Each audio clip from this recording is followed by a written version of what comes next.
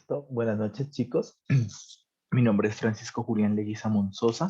Soy tutor par del IAS de Biociencias para el año 2022 del bloque 2 y actualmente me encuentro en noveno semestre. La tutoría que les voy a dar hoy eh, se llama núcleo y ribosomas. Vamos a ver las generalidades de esta estructura celular y sus funciones más importantes. Vamos a encontrar una introducción pequeña para entender completamente la tutoría.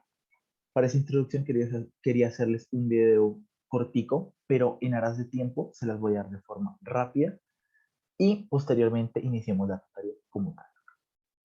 Lo que vamos a mirar es que la célula eucariota se diferencia de la procariota únicamente por una estructura llamada núcleo. Resulta que las células eucariotas, que son las células que poseemos los humanos, van a poseer una estructura que va a proteger y almacenar su material genético, que va a ser el núcleo. Mientras que las células procariotas, que pertenecen a seres inferiores o seres poco desarrollados, van a contener su material genético en el citosol, junto a los ribosomas y a otras estructuras celulares. Pues esto lo que hace es que el material sea más susceptible a daño por otras estructuras o por radiación, etc. Nuestro núcleo, en muchos libros, en mucha literatura, se considera como el manual celular o el manual de la célula. Pues ya hablando en la actualidad, lo vamos a denominar el panel de configuración celular. Resulta de que el núcleo es prácticamente el cerebro de la célula y es quien va a coordinar las funciones de homeostasis celular. Entre sus funciones vamos a encontrar que pues, se encuentra como el contenedor del genoma celular, es decir, que va a almacenar el ADN de la especie. Vamos a encontrar que también va a funcionar como el control celular. Es por ello que se le llama el cerebro celular, porque gracias a él es que se va a coordinar cómo va a funcionar la célula normalmente. Y su función, que es la que más nos interesa, es que va a proteger y mantener la integridad del ADN celular. ¿Por qué? Porque al mantenerlo almacenado va a evitar de que virus o bacterias puedan afectarlo o evitan de pronto que se haga una transcripción y traducción pues como sobreelevada, o sea que va a sobrepasar y lo que va a terminar es acortando los telómeros, que ya vamos a mirar una enfermedad relacionada a eso. El núcleo tiene otras funciones nucleares. Entre sus funciones, lo que vamos a encontrar es que va a permitir la compactación del material genético. Es decir, que ese material se va a condensar o va a formar estructuras dependiendo de la fase celular en la que se encuentra. Normalmente el ADN está dispuesto en cromatina, en fase no replicable, pero cuando esto se va a replicar para favorecer como la distribución del material genético, se va a condensar en estructuras llamadas cromosomas y esto va a facilitar la división celular. Otra función es compactar el material genético en cromatina durante la interfase, que era lo que se explicaba, que normalmente se encuentra en una estructura, el ADN se encuentra en estructura de cromatina. El núcleo también es capaz de sintetizar ARN ribosomal en una estructura interna llamada nucleolo, que ya la vamos a profundizar. Ellos son los precursores de los ribosomas, que son los encargados de traducir la información proveniente del ADN, que pues su copia sería el ARN mensajero. Y también es capaz de producir el ARN mensajero, que es la copia exacta del DNA, pero que es sacado al citosol para que unas estructuras llamadas ribosomas puedan traducir y generar proteínas. La célula está conformada por varias estructuras. Sus estructuras generales van a ser la envoltura nuclear, los poros nucleares, el nucleoplasma y el nucleolo. Entonces, ¿qué están acá? La membrana nuclear, o más conocida como la envoltura nuclear, va a estar conformada por una membrana nuclear que va a ser externa y una interna, y entre el espacio de estas dos vamos a encontrar un espacio llamado espacio perinuclear. Adicionalmente, anclados, o sea, entre su membrana interna y su membrana externa, vamos a encontrar los poros nucleares. Y quien va a mantener todo ese entramado, toda esa estructura, es decir, sus bases, va a ser algo llamado la lámina nuclear, que va a ser muy importante porque cuando esta se ve afectada, el núcleo es inviable. Es decir, que esta membrana no se puede formar y por ende el núcleo no se va a poder aislar del citoplasma. El nucleoplasma es la estructura que se encuentra ya posteriormente a la envoltura nuclear. Y esta en su interior va a contener la cromatina, los cuerpos nucleares y el nucleolo como tal, que hace parte de los cuerpos nucleares, pero tiene una importancia mayor. Entonces aquí vamos a mirar de forma más detallada cómo está la división del núcleo. Entonces, en esta parte lo que vamos a mirar es que se encuentra el citosol o citoplasma, en donde se encuentran todos los demás organelos, el retículo endoplasmático y hay una estructura muy importante en estos casos llamada citoesqueleto.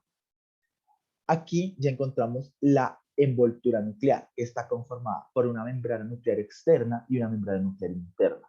Y de entre estos dos se encuentra el espacio perinuclear. Aquí vamos a encontrar los poros que son transmembranales, es decir, que pueden atravesar todas las membranas para poder comunicar el citoplasma con el nucleoplasma. Aquí, debajo de la membrana nuclear interna, vamos a encontrar la lámina nuclear. La lámina nuclear va a ser como el citoesqueleto de la membrana nuclear. Esta está conformada por estructuras similares al citoesqueleto, que son proteínas llamadas las laminas A. Estas laminas A les van a brindar una estructura y van a evitar de que el núcleo se desestabilice. Recuerden siempre, si la lámina nuclear no existiera, el núcleo sería inviable. Es decir, que el material genético quedaría expuesto. Anclado a la lámina nuclear y en todo el nucleoplasma vamos a encontrar la cromatina, que es el DNA dispuesto en forma de cordón para ahorrar espacio. Y pues más adelante ya vamos a ver otras estructuras. Aquí es lo que yo les decía, que el núcleo, dentro de él van a haber dos estructuras que pertenecen a las cromatinas. Una heterocromatina y una eucromatina. La heterocromatina va a ser la cromatina condensada, súper mega plegada y atrapada. Por eso es que ustedes la van a mirar, que es de color negrito, que pues ya vamos a mirar su importancia. Y la eucromatina lo que va a hacer es que es una sustancia blanca o más clarita que se encuentra menos condensada y esta siempre va a traducir genes. Aquí van a ver la estructura nuclear, la estructura, perdón, del DNA, que la vamos a explicar más adelante. Entonces, aquí nos preguntamos, entonces, ¿de qué está formado el nucleolo? Que ya lo vieron. El nucleolo es una mancha negra que se encuentra dentro del núcleo. Resulta que, como todo en medicina, depende. Resulta de que las manchas del nucleolo eh, van a corresponder principalmente a heterocromatina, la parte externa, es decir, condensada. Entonces, cuando ustedes vean una imagen del núcleo y vean una estructura muy negrita, va a ser heterocromatina, mientras que la estructura más transparente, más clarita, va a ser eucromatina. Resulta de que muchas personas piensan que el nucleolo tiene membrana y no, él es un organelo amembranoso. Lo que lo define es la heterocromatina, que es esa cromatina o material genético supremamente condensado que casi no traduce. Entonces acá, pues nuestro querido amigo Manchas nos muestra la imagen. Entonces acá lo que ven en el nucleolo que se encuentra supremamente condensado por la heterocromatina y van a ver la eucromatina alrededor, que es más clara, y pequeñas manchas de heterocromatina. Por último, vamos a encontrar de que dentro del núcleo se desarrollan partes muy importantes, como NOR, que es una parte de codificación del ARN ribosomal, y recordemos que el ARN ribosomal es uno de los precursores para formar los ribosomas. Es decir, que dentro del núcleo lo que vamos a formar es propiamente las subunidades ribosomales, que posteriormente saldrán al citosol y se convertirán en ribosomas completos. También el núcleo va a crear ARN mensajero para que esos mismos ribosomas que él genera puedan traducirlos y generar proteínas importantes para sintetizar ribosomas nuevamente o sintetizar otras estructuras. Entonces aquí lo vamos a ver un ciclo. NOR va a codificar un ARN ribosomal, que ese ARN ribosomal con muchos procesos se va a convertir en una subunidad de ribosomales. Las subunidades ribosomales, cuando ya están completamente formadas, van a salir al exterior y se van a quedar afuera o anclados a la membrana externa nuclear y al retículo endoplasmático rugoso. Si ven estos poritos, estos como circulitos, no son poros, son ribosomas. Adicionalmente, el núcleo va a sintetizar ARNM o ARN mensajero, que es la copia exacta del DNA. Estas van a viajar por fuera del núcleo, van a ser traducidas por estos ribosomas y generan proteínas esenciales para el mantenimiento y supervivencia de la célula. Entonces ahora como tal, después de esa breve introducción, que era más gráfica para poder entender propiamente los conceptos. ¿Qué es el núcleo? Que al principio no lo hicimos porque el objetivo de la introducción era que miraran rápidamente cómo era la estructura nuclear. El núcleo es un organelo membranoso que se encarga de coordinar todos los aspectos celulares, como ya lo mencionamos. Se encarga de ser el manual o la codificación que va a permitir la homeostasis celular. Su función primordial va a ser proteger ese material genético y mantener la integridad y regulación de esa expresión génica. Entonces, aquí lo que vemos, como en este sticker, es un escudo, es prácticamente un escudo de lo más importante que tenemos los seres vivos, que es nuestro material genético. La estructura nuclear, como ya la vimos rápidamente, está formada por, de afuera hacia adentro, por una envoltura nuclear que está delimitada por una membrana externa, una membrana interna, y está junta a una lámina celular.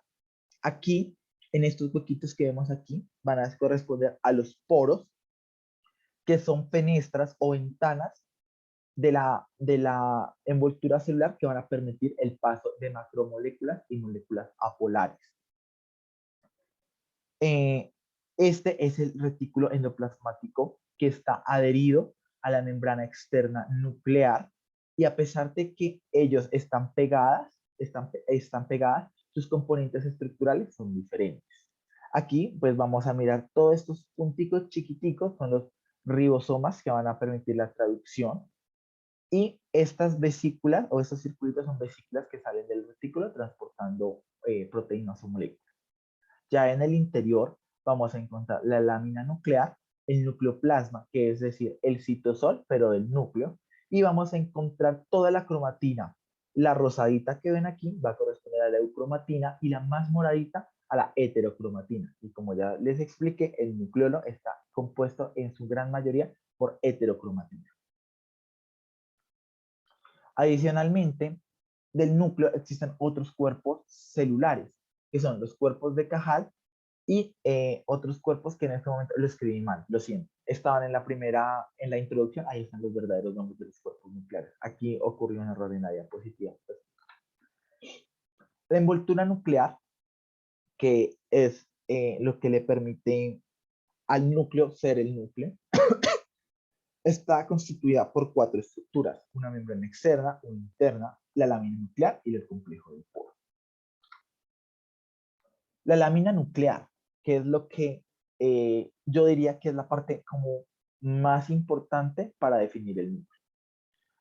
Ella se va a definir como una red entrelazada de filamentos intermedios o lamininas que se anclan a la membrana nuclear interna.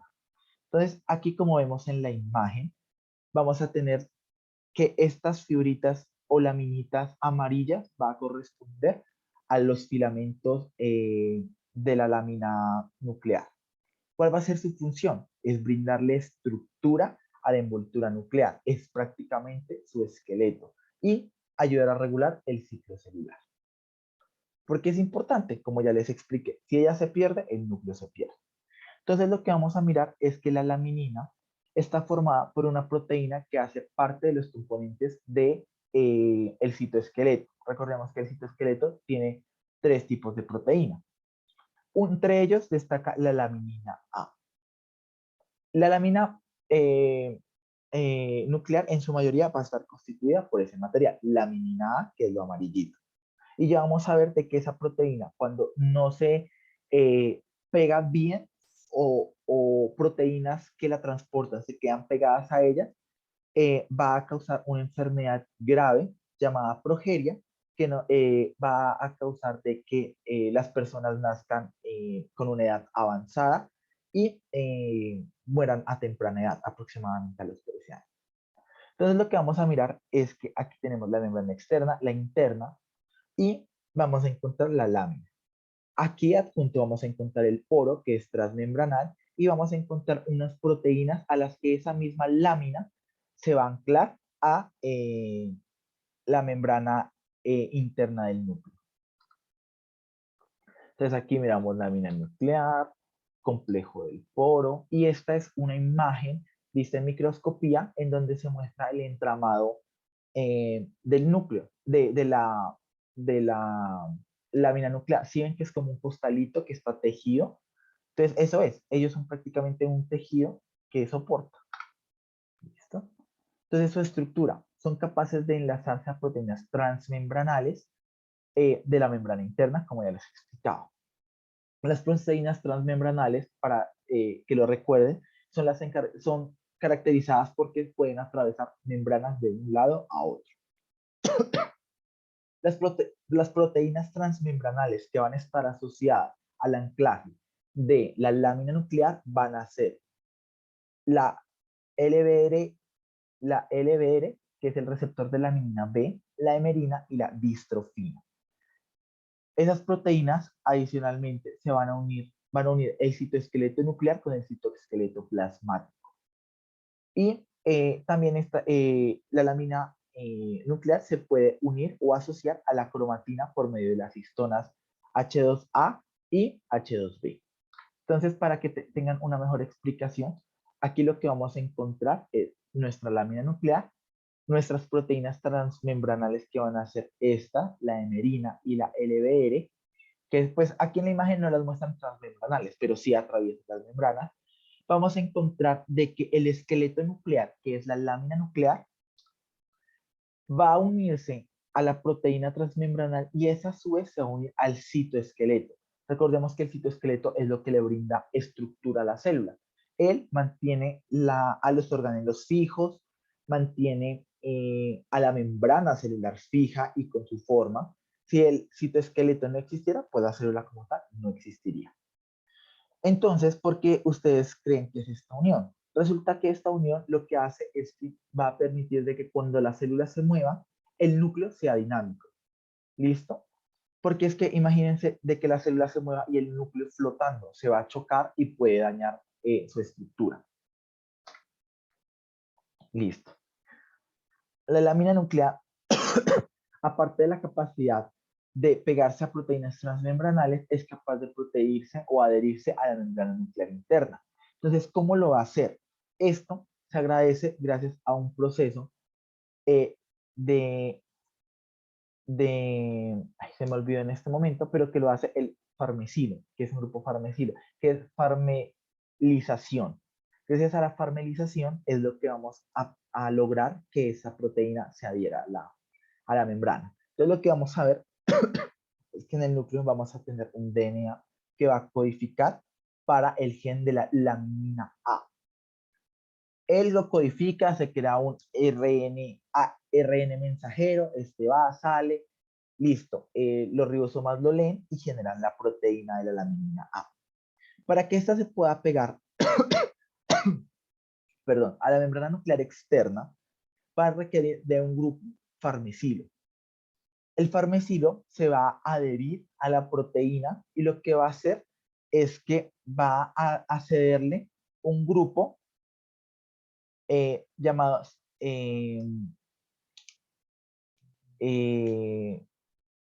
se me olvidó, llamado prenilación de cisteínas y carboxiterminales. Ese grupo que le va a hacer le va a permitir anclarse a la membrana nuclear. Esto sirve como decir que es una tejedora. Va a adherir un pedacito de tela a un gran eh, óleo. ¿Listo? Y el grupo farnesilo pues se encuentra en el núcleo como tal y su única función es transportar. Resulta de que cuando ese grupo farnesilo no se despega después de transportar la proteína, no vamos a tener una integridad de esa lámina nuclear correcta.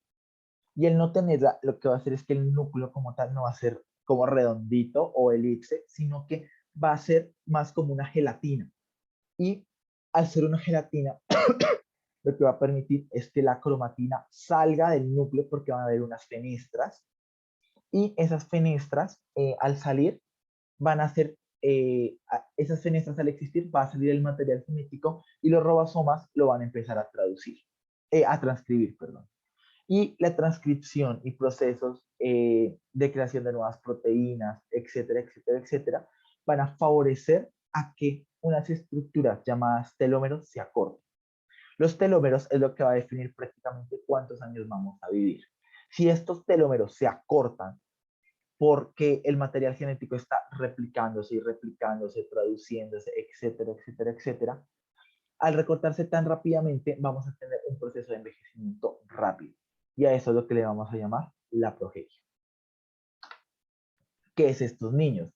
Son niños que presentan alopecia, macrocefalia, presentan alteraciones a nivel auditivo, a nivel visual, tienen extremidades rígidas, articulaciones rígidas, eh, tienen un poco aporte calórico, por eso estas personas tienen que consumir mayor cantidad de calorías, pierden mucho calor, etcétera. Entonces ellos, pues se les tiene un estigma de vida de aproximadamente 12 a 13 años de edad. Listo. Siguiendo, vamos a encontrar el complejo de la membrana nuclear. Entonces, el complejo del poro nuclear. El complejo del poro nuclear va a estar constituido por unas estructuras que ya las vamos a ver. Y esas estructuras van a definir su función. Su función como tal principal es permitir la importación y exportación de moléculas del núcleo al citoplasma y del citoplasma al núcleo. Y ellos van a transportar moléculas apolares, iones y macromoléculas. Las macromoléculas es muy importante porque esto va a permitir transportar proteínas de gran tamaño de núcleo a célula y de núcleo a citoplasma y de citoplasma a núcleo. Entonces, el poro como tal está constituido por 8 radios ensamblados alrededor de un canal central. Entonces, los radios son estas estructuras naranjitas que ustedes ven aquí, que se encuentran ensamblados alrededor de un canal central, que va a ser esta, que va a permitir el paso de macromoléculas. Los radios, a su vez, se van a unir a dos anillos, un anillo nuclear interno y un anillo citoplasmático externo. Y tienen unos filamentos proteicos transmembranales, que los ven aquí, que tienen estas vellosidades, que van a atravesar la membrana y en la parte interna, es decir, en la parte del núcleo plasma, van a formar una estructura llamada jaula nuclear, porque esos filamentos lo que van a hacer es unirse y formar la jaula o cesta nuclear. Y quien une a la jaula nuclear va a ser una proteína llamada NUC. ¿Listo? Acá podemos ver mejor la imagen, se ve más clarita. Y aquí, en esta imagen, lo que vamos a ver es la fenestra que existe entre la membrana. Si ven que la membrana llega hasta aquí, membrana nuclear externa, interna, espacio perinuclear, y en esta parte en donde queda circulito y circulito se encuentra el poro que va a permitir el paso de las sustancias o macromoléculas. Vamos a encontrar las proteínas que vamos a importar. Entonces, las proteínas que vamos a importar, que van eh, del núcleo al ribosoma, o sea, las que vamos a importar, o sea, que necesitamos importar para sintetizar ciertas estructuras como los ribosomas, lo vamos a hacer por medio de unas señalizaciones. Esas señalizaciones van a ser las NLS, que son señalización de localización nuclear, para marcar la proteína que vamos a pasar, que vamos a requerir para que una proteína chaperona la reconozca y la transporte. Entonces, vamos por partes. La señal de localización nuclear se caracteriza porque es demasiado rica en aminoácidos y su secuencia puede ser unipartita o bipartita. ¿Esto qué quiere decir? Una cadena unipartita es esta, que sus componentes o aminoácidos básicos están seguidos. Entonces es más fácil. Mientras que una secuencia bipartita es que los aminoácidos principales están separados. Los principales en cada una van a ser la lisina y la arginina.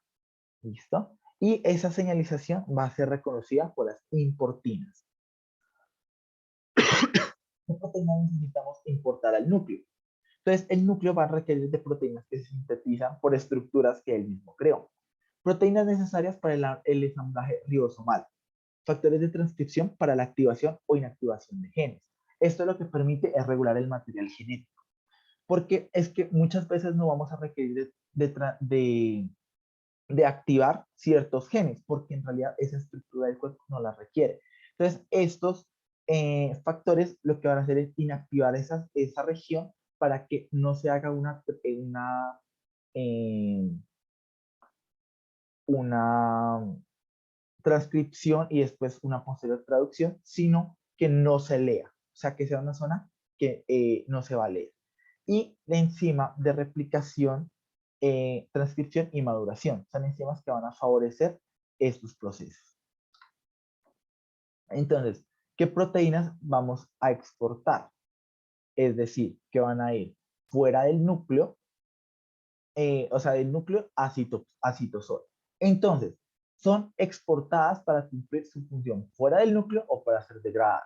Es decir, que yo cuando exporto o saco una proteína es porque ella me va a servir afuera para sintetizar algo, etcétera, o ya cumple su vida útil dentro de mi núcleo y para evitar daños a mi estructura, etcétera, lo voy a sacar para que sea degradado en los lisosomas.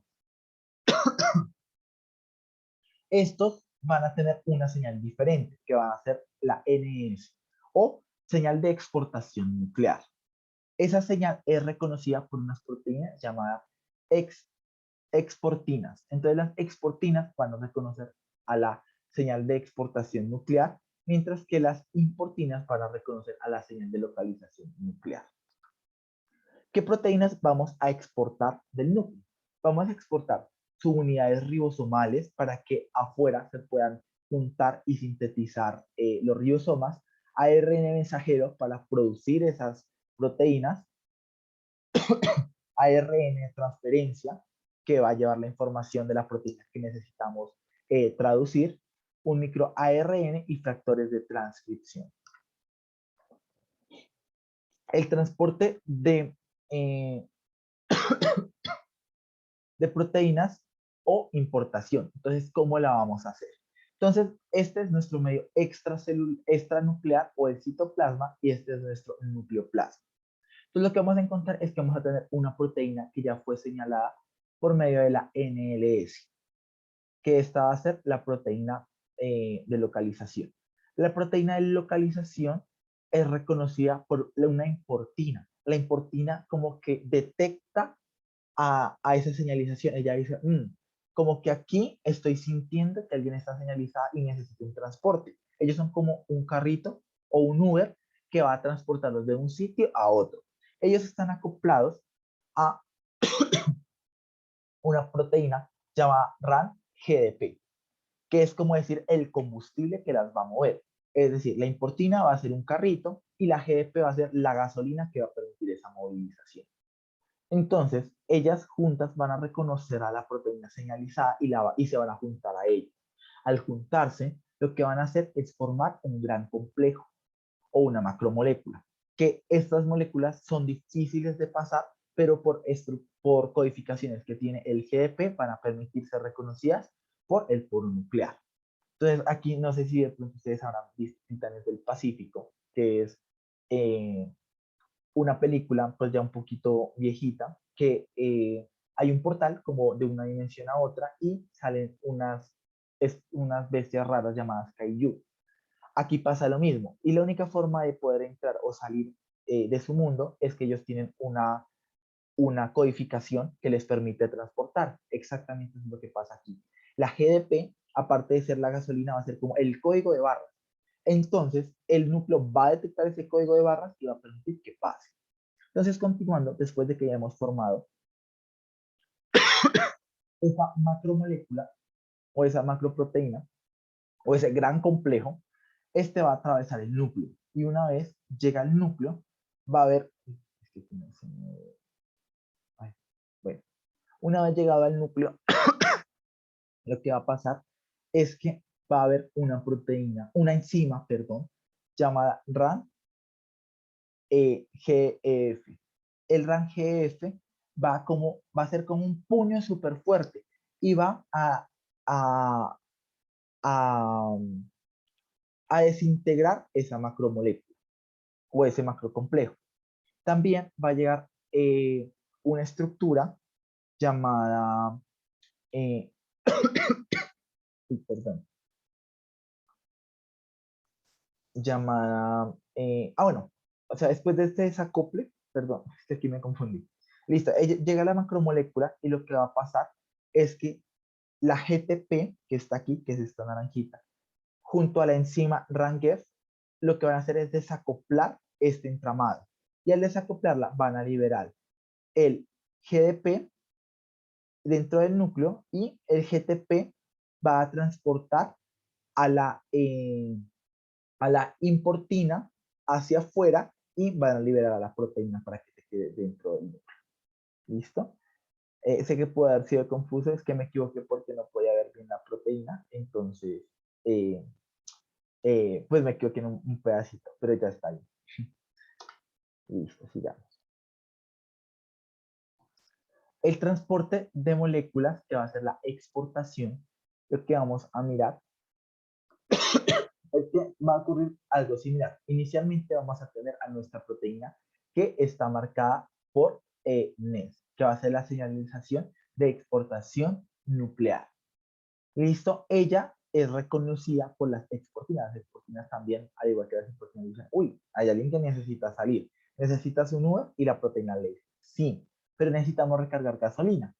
Entonces, ellas van a necesitar de la RAM GTP, que la RAM GTP es de nuevo la gasolina y el código de barras que se va a pegar a ellas y el poro la reconoce y permite su salida. Una vez en el citosol, las enzimas RAM-GAP lo que va a hacer es romper, les pegan un puño y la separan. Y al romper GTP, lo vuelve GDP, que va a ser el que nos va a servir para internalizar eh, eh, las proteínas.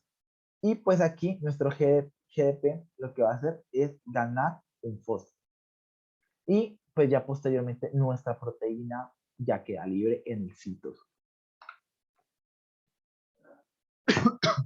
Bueno, de nuevo vamos a tomar la cromatina porque es muy importante tenerla en cuenta. Nosotros normalmente tenemos un ADN de doble hélice, ¿listo? Pero si el ADN de doble hélice estuviera desdoblado, sería demasiado largo, muy largo, y el núcleo no sería capaz de contenerlo, ni siquiera la célula. Lo que hace es que por evolución, el ADN lo que hace es comprimirse. ¿Y cómo lo hace? El ADN lo que va a hacer es que se va a unas proteínas llamadas histonas, también conocidas como las perlas en la cuerda. Porque esto se hace alusión con un collar de perlas que se van anudando. Esto lo que va a hacer es que los va a envolver. O sea, yo quiero que piensen que las histonas son no perlas, sino si han visto esos rollitos de cable que colocan como por las vías, que son gigantes y enrollan cable, exactamente es lo que hacen las histonas. Alrededor de ella se enrolla ese material genético. Y ellas a su vez se enrollan entre sí entre 8 histonas, formando algo que se llama octámeros, que son estos de aquí. Esos octámeros van a recibir un nombre, que van a ser el nucleosoma. Esos nucleosomas empiezan a plegar, a plegar, a plegar, a plegar entre ellos y van a formar un cable más gruesito, como decir el de la fibra óptica. Y eso se va a llamar la fibra de cromatina o cromatina como la conocemos. Normalmente, cuando nuestras células no están en división celular, es decir, que están en interfase, se van a conservar de la forma cromatina. Pero cuando la célula entra en metafase, esa cromatina se va a empezar a condensar cada vez más. Entre ella misma se va enrollando y lo que va a generar es algo llamado cromosoma. Perdón. Existen dos tipos de cromosoma. Existen dos tipos de cromatina, perdón, chicos. Y está la heterocromatina y la eucromatina. La heterocromatina va a ser esa cromatina hiperpegada, condensadísima. Es como decir algo que no se puede desatar. Mientras que la eucromatina, que es esta de aquí, la más clarita, ella va a estar en traducción siempre o en transcripción siempre. Porque como no está tan pegada, es más fácil poder crear un ARN mensajero. Y son zonas más decodificables. La heterocromatina no implica que no se pueda traducir o pueda generar proteínas. Claro que puede. Por ello existen dos tipos de heterocromatina. La heterocromatina facultativa y la heterocromatina constitutiva. Entonces, ¿qué es lo que va a diferenciar? La heterocromatina facultativa principalmente va a generar zonas que sí traducen y zonas que no. Esto porque es importante que existan zonas que sí se van a expresar y otras que no. Esto es lo que va a permitir la diferenciación de las funciones celulares. Por ejemplo, si yo tengo una célula del corazón y una célula del pulmón, yo tengo una célula del corazón que pertenece al nódulo sinusal, que es la parte eléctrica de nuestro corazón. Es propio que eh, mi, mi célula cardíaca exprese un gen que le permita generar energía, generar chispa eléctrica. Y él, lo que va a hacer la heterocromatina facultativa es que va a liberar para ese tipo de célula el gen para codificar que pueda hacer esa función. Pero esa función se va a super prohibir para células, por ejemplo, del cerebro, las neuronas.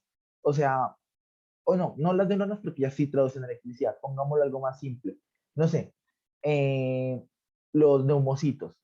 Los neumocitos, ellos no requieren de producir electricidad. Ellos lo que requieren es producir eh, surfactante o permitir el almacenamiento o el intercambio de oxígeno.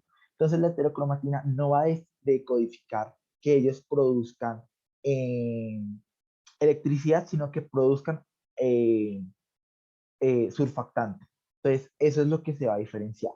Y la heterocromatina constitutiva es unas regiones que están prohibidas para todos, es decir, que no se traduce.